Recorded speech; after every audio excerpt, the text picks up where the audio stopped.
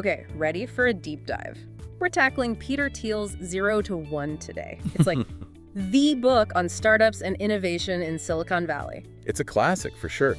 Thiel doesn't mess around with the usual startup stuff. He goes deep on how we actually make progress. Yeah. Challenges all those assumptions we have about, like, competition, globalization. Yeah. The whole thing. Totally. He throws out this idea early on. What if globalization isn't the end-all, be-all of progress? And right then, I knew this was going to be good. It's a perfect starting point because it sets up his whole 0 to 1 idea. Right. See, globalization is basically taking something that works and just copying it everywhere. Yeah. Important, sure, but not really innovation. Right, like photocopying a recipe instead of inventing a whole new dish. Exactly. And technology for Thiel is that new dish. It's about creating something totally new, going from 0 to 1, that initial spark. And he even uses China's growth as an example, saying it's more globalization than pure invention. Really makes you think twice about that whole China as an innovation powerhouse narrative. For sure. Thiel says if you're just copying, you're always behind. Real progress is creating the playbook, not just running the plays. So where do monopolies fit in? Because Thiel has some, shall we say, interesting thoughts on those. He says, in a dynamic world, monopolies aren't always the bad guy. Yeah. This is classic Thiel going against the grain. In a static world, monopolies just squeeze out profits, no real innovation. But when things are changing fast, a company that creates something truly new, they get a temporary monopoly. And that, he argues, actually drives progress. Okay, so explain that. How is a monopoly a good thing? Think of it like this. If you're the only one doing something new and valuable, you can actually perfect it, reinvest those profits, really push it further. Without that space, you're just fighting off copycats, never reaching your full potential. So it's like a temporary advantage that leads to bigger breakthroughs down the line. Right. And he uses Amazon. They didn't start by being everything to everyone. Started with books, huge market, but specific. Dominated it, then expanded. Such a good example, because it's so counterintuitive. You always hear go big or go home, but Thiel's saying, find your niche, own it, then scale up. Exactly. Don't try to boil the ocean on day one. This actually ties into another one of his contrarian ideas, the myth of first mover advantage. We're always told being first is everything, but Thiel says sometimes it's better to be the last mover. Okay, now that's just messing with me. Explain this whole last mover thing. He compares it to chess. You don't just make the first move you see, you gotta think several steps ahead. Last mover makes that final defining move. It's not about speed, it's about strategy. Exactly. Being the company that comes in with the truly superior thing and becomes the name in that market. And to do that, you need the right team, the right culture. And he's got some thoughts on leadership and all that. Like, he sees low CEO pay as a good thing in a startup. Why is that? It's a signal. A CEO who's not taking a huge salary, they're probably more invested in the long-term success, not just cashing out. High CEO pay can mean they're more worried about protecting their own position than taking risks, And the flip side of that is how much he emphasizes equity. Give employees a real stake in the company, not just bonuses. It's about everyone being on the same page. Totally. He wants a team that's all in on the company's success. And speaking of investment, Thiel talks about this thing called the power law. This idea that a few key decisions will have a huge impact on your success. It's like finding those pressure points, right? The moves that give you the most bang for your buck. Exactly. And this goes for everything, from choosing your market to what features to focus on. It's about putting your energy where it matters most.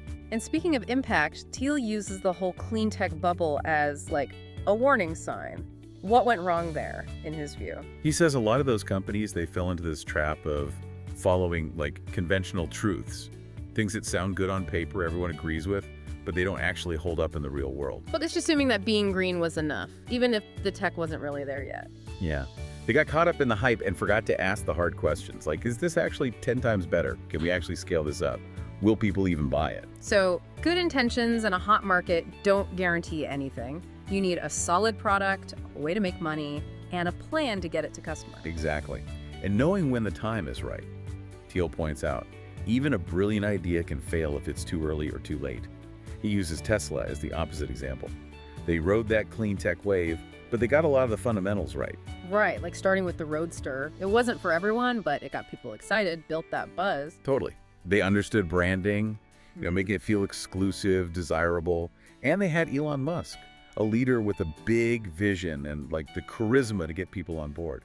Which kind of brings us to another interesting thing from the book, the founder's paradox. Oh, this is one of the parts that really got me thinking. Thiel says a lot of the biggest tech companies, the ones that changed everything, were led by, well, let's say unconventional people.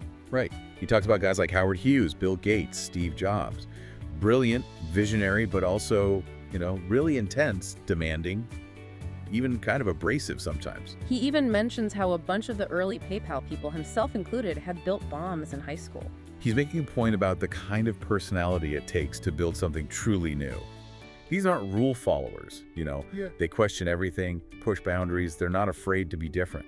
But, and here's the paradox, those same things can be their downfall too. For sure, it's a double-edged sword. That intensity, that drive, it can lead to clashes, not being able to delegate. The company becomes too much about one person. He uses Bill Gates and Microsoft, all those antitrust lawsuits, partly because of Gates' personality, right? Exactly. And Howard Hughes, brilliant guy, but ended up a recluse, couldn't handle his own success. Thiel's saying great founders, they need to walk that line, have that fire, but also the wisdom to build something that lasts, to empower other people, not let their ego take over. It's about building a company, a team, Right. not a cult of personality. Yeah. He calls it a conspiracy to change the world, which I love. You need people who are talented, but also excited to work together, who share those core values. Like finding your tribe, right? People who get you and are just as passionate about the mission. And then once you've got your team, Thiel says you have to master distribution. Yeah, this is where so many startups mess up. They build this amazing product, but then figure it'll just sell itself. Recipe for disaster. Right. Totally.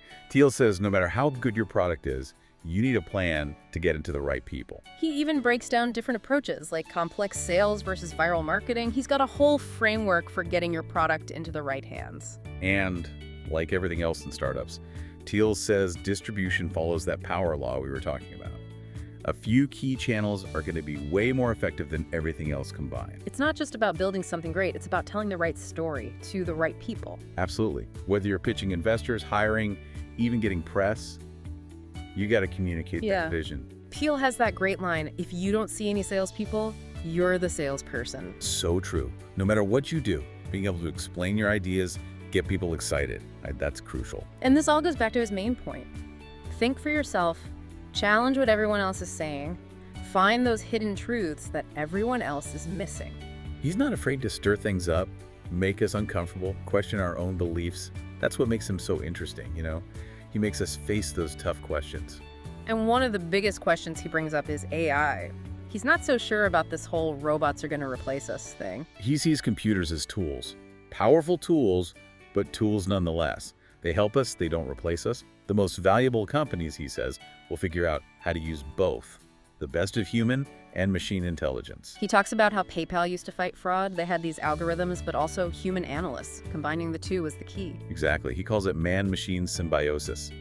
And he thinks this is going to be huge in fields like law, medicine, education, places where you still need human judgment, creativity. So it's not about being scared of the machines. It's about figuring out how to work with them to make ourselves better. And speaking of the future, Thiel ends the book on a really interesting note. He lays out these 4 possibilities, right?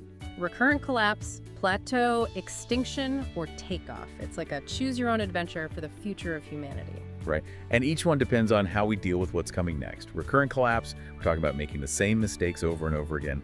Plateau, that's like stagnation, nothing really changes. We just kind of keep on keeping on, no real progress. Extinction's pretty obvious. Yeah, no need to unpack that one. So what about takeoff? How do we get to that more optimistic scenario, according to Thiel? It all comes back to technology for him. Real progress, the kind that solves those big problems and creates more for everyone. It comes from innovation, from tech. Takeoff, he says, that would be sparked by a singularity. Okay, time for a sci-fi refresher. What exactly is the singularity? It's this idea, right? This point in time when tech is advancing so fast, we can't even wrap our heads around it. Like, imagine AI, but so advanced, it's smarter than us, leading to breakthroughs in every field imaginable. So evolution on fast forward, but for tech. Exactly. Now, Thiel's not saying it'll definitely happen, or when, and what it'll actually be like, who knows? But the question he asks is, what if the singularity, this huge leap forward, what if that's our best shot at a good future, a peaceful, prosperous one? So maybe just inching forward isn't enough. We need a bigger change to break out of this cycle of, conflict and stagnation. It's definitely a bold thought. He's not saying it's the only way, but he wants us to think bigger. The future could be way more amazing than we can even picture right now. And the important thing is, he says we have a say in how it turns out. He's not just talking to founders here, he's talking to anyone who wants a better world. We can't just sit back and wait, we have to make it happen. And for Thiel, that starts with questioning things. Challenging what everyone says is true. Finding those hidden truths, those secrets that unlock new possibilities. So where does that leave us? What are some of the big things you took away from 0 to 1? Thinking for yourself, that's huge. Thiel really pushes you to look at things with fresh eyes, not be afraid to go against the grain. The best innovations, they usually come from questioning what everyone else just accepts as fact.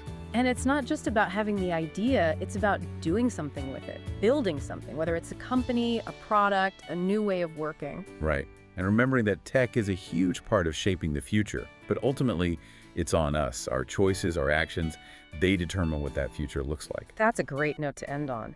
So if you're ready to question everything, think bigger, maybe find your own 0 to 1 moment, definitely check out Peter Thiel's book. It's not an easy read, but it'll make you think. Those ideas really stick with you. It might just change how you see the world and your place in it. That's it for this deep dive into 0 to 1. Until next time, keep exploring, keep questioning, and keep building the